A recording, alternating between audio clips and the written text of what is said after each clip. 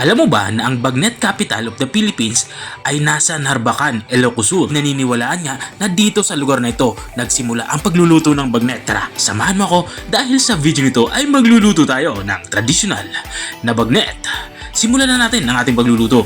Unang gagawin natin dito ay kukuha tayo ng kawali at lalagyan natin ito ng tubig. Matapos natin mailagay yung tubig, lalagyan din natin ito ng mantika. Matapos natin mailagay yung mantika ay tatakpan na natin ito at hahayaang kumulo. At kapag kumulo na ay bubuksan na natin to. Dito naman sa parting ito ay lalagay na natin itong ating karning baboy. Mayroon nga tayo ditong pork belly. Sa pagluluto nga ng bagnet, ang pork belly yung pinaka the best na parte ng baboy na pwedeng lutuing bagnet. Take note, dahil nga traditional na bagnet yung ating lulutuin, ang ating inilagay na baboy ay walang kahit anong pampalasa na aking inilagay. Matapos kung mailagay yung baboy, tatakpan na natin to at papakuluin natin to ng mga 2 hanggang 3 oras para siguradong malambot ang ating karning baboy. Makalipas nga ng 3 oras na pagpapakulo ay binuksan ko na ito. Gamit nga itong tinidor ay check natin kung malambot na nga itong ating karning baboy. Kapag natutusok na ito hanggang sa kailaliman itong laman ng ating karning baboy, sabihin nito ay malambot na talaga ito. Ang gagawin ko lang dito ay hahanguin ko lang ito dito sa ating kawali. At kapag nahango ko na ito ay tatabi lang muna natin ito at papalamigin. At habang nga pinapalamig natin yung ating piprituhing bagnet ay dito naman sa part nito ay gagawa tayo ng sauce or sausawan.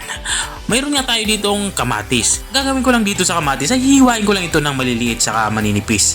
At matapos ko mahiwa, ilagay lang natin ito dito sa maliit na bowl.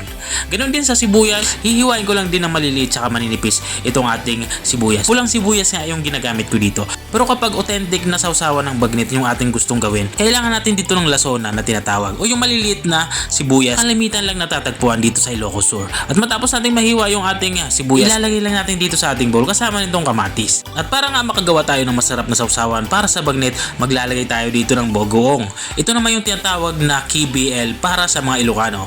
Kamatis, sibuyas, saka lasona. Matapos natin magawa yung ating sausawan, itatabi muna natin to. Dito naman sa parte nito ay nagpapainit na ako ng mantika.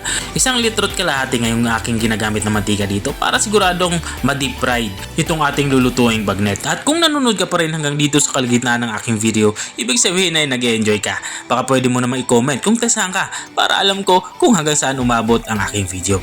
At balik nga tayo dito sa ating nilulutong ulam. Dito nga sa parting ito ay nagsisimula na akong magprito. Bali ang ginagawa ko lang dito matapos kong mailagay yung ating nilulutong bagnet ay tatakpan ko agad ito para maiwasan yung pagtilamsik ng mga mantika. Sakit pa naman nung pag tinamaan ka ng mantika, di ba?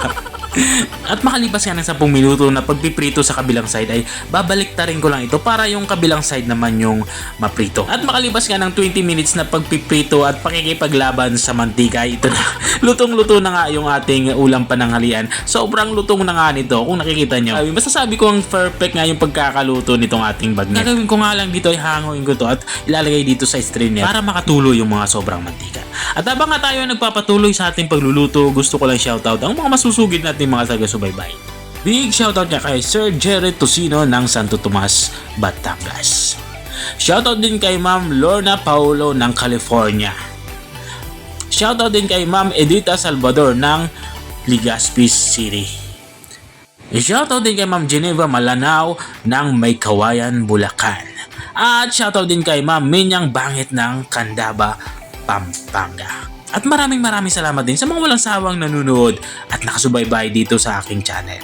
At balik nga tayo dito sa ating nilulutong ulam. Dito nga sa parteng ito ay hinihiwa ko na yung ating nilulutong bagnet. Hinihiwa ko nga ito ng pang serving sizes lang. At matapos ko mahiwa ay inilagay ko na ito dito sa ating bowl. At sinamahan ko na din ito ng ating gulay. Meron tayo ditong gulay na okra at mayroon din tayong talbos ng kamote. At para naman sa sausawan natin, meron tayong kibel or kamatis, bagong, saka lasona.